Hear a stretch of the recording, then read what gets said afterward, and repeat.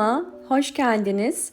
Bugün sizlere orkidelerinizin bol bol çiçek dalı çıkarabilmesi için yeni bir gübre tarifi vereceğim.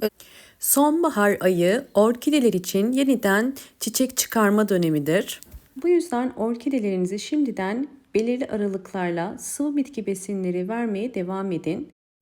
Sonbahar ayında orkideleri düzenli bir şekilde gübre verdiğiniz takdirde hızlı bir şekilde çiçek dalı çıkarır. Hemen sizlere göstermek istiyorum.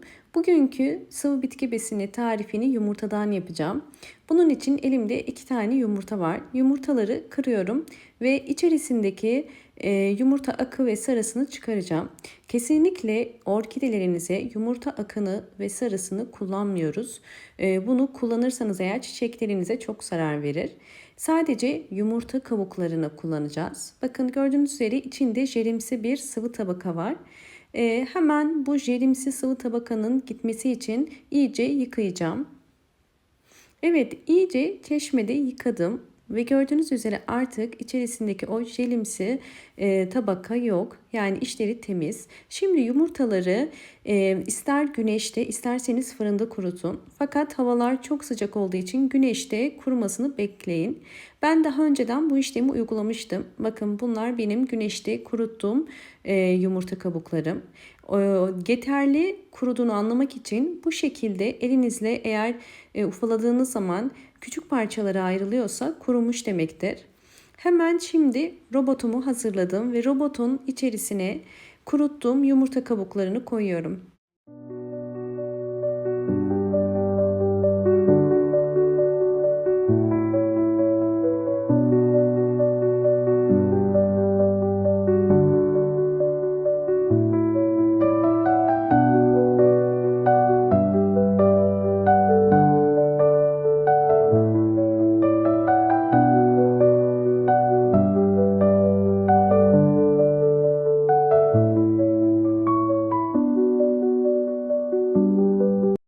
Yumurta kabuklarını küçük parçalar haline getirdim. Aslında toz haline getirecektim. Bu kadar oldu. Sizler isterseniz toz haline de getirebilirsiniz. Bu hale getirmemizin nedeni daha hızlı aktifleşebilmesi için. Bildiğiniz üzere yumurta kabuğunda çok yüksek kalsiyum var ve bu kalsiyumun suda daha hızlı aktifleşebilmesi için toz haline getiriyoruz. Evet, şu anda hazır.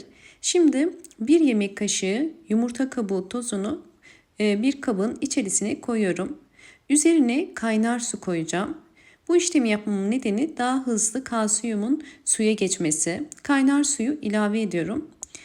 Ve 1 litre ölçü olarak daha sonra bunun kapağını kapatıp bunun soğumasını bekleyeceğim. Fakat isterseniz bir gece bekletirseniz çok daha kalsiyum açığa çıkacaktır. Eğer aceleniz yoksa bir gecede bekletebilirsiniz. Şimdi bunu soğuması için bir kenara bırakıp bekleteceğim.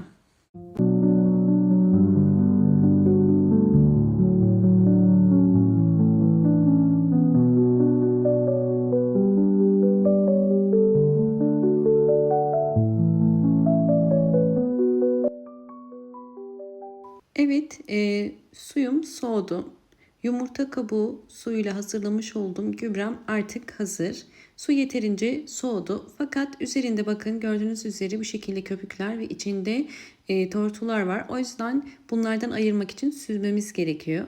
Hemen bir süzgeç ile süzüyorum.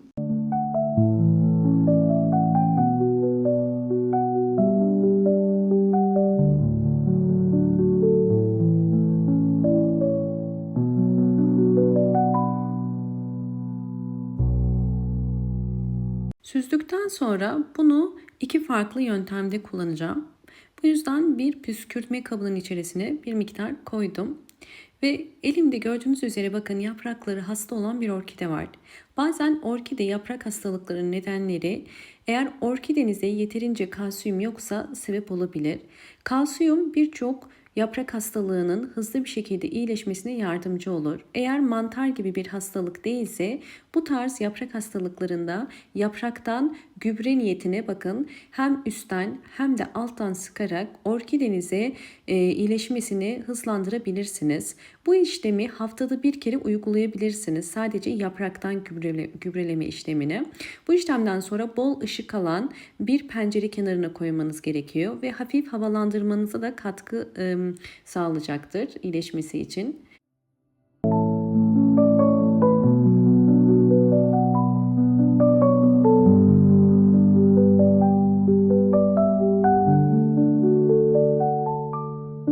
İkinci yöntem olarak çiçekli orkidelerde kullanımı hem çiçekli hem de çiçeksiz orkidelerde kullanabiliriz. Bu orkidem de çiçeksiz bir orkideydi. Kullanmış olduğum gübreler vesilesiyle bakın şu anda bol çiçekli. Şimdi bu orkidemin de yapraklarını kullanacağım.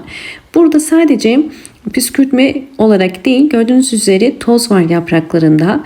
Eğer orkide yapraklarınızı temizlemek istiyorsanız hazırlamış olduğumuz yumurta kabuğu suyuna bir pamuğu batırıp yaprakları üstten ve alttan silerek orkidemizin daha sağlıklı olmasına, hem kalsiyum desteği almasına hem de orkidemizin özellikle tozlardan, böceklerden de kurtulmasına yardımcı olabilirsiniz.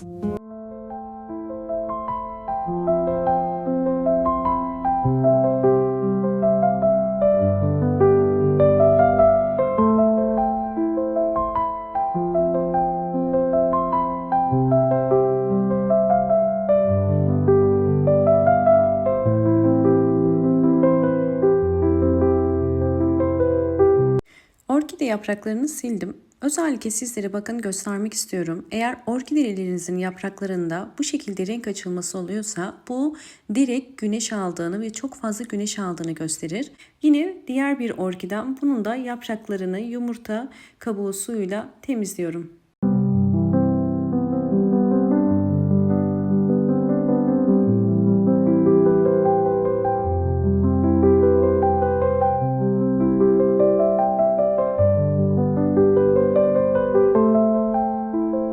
Evet, orkide yapraklarımı güzelce sildim. Eğer videomu buraya kadar izlediyseniz ve beğendiyseniz hemen beğen tuşuna basıp kanalıma da abone değilseniz eğer bana destek olmak için abone olursanız çok mutlu olurum. Hemen üçüncü tarifimize geçelim. Yani direkt sıvı gübre olarak. Bu gübreyi özellikle orkidelerin çiçek açması için vermeniz gerekiyor. Her bir saksı için bu hazırlamış olduğumuz sıvı bitki besinini 5 yemek kaşığı kadar verebilirsiniz. Bu sıvı bitki besinini 20 günde bir verebilirsiniz.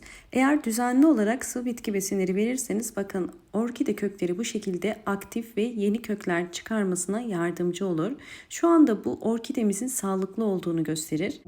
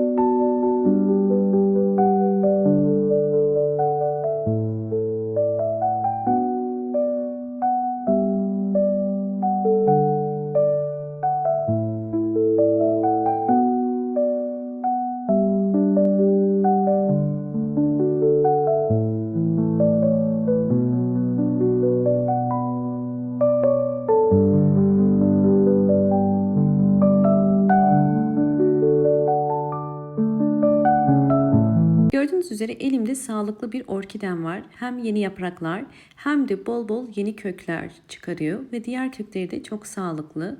Gördüğünüz üzere orkideler sıvı bitki besinleriyle bu şekilde sağlıklı köklere sahip olurlar. Orkidelerinizde kök çürümesi var ise orkidelerinize çok fazla su vermeyin. Ve belirli aralıklarla mutlaka sıvı bitki besinleri verin. Orkidelerinizin çiçek açması için bu gübreyi mutlaka 20 günde bir verin. Çok faydasını göreceksinizdir. İlkbaharda çiçeksiz orkideler bu gübreler sayesinde mutlaka yeni çiçek dalları çıkarmaya başlarlar. Videomu izlediğiniz için teşekkür ediyorum. Hoşça kalın, sağlıkla kalın.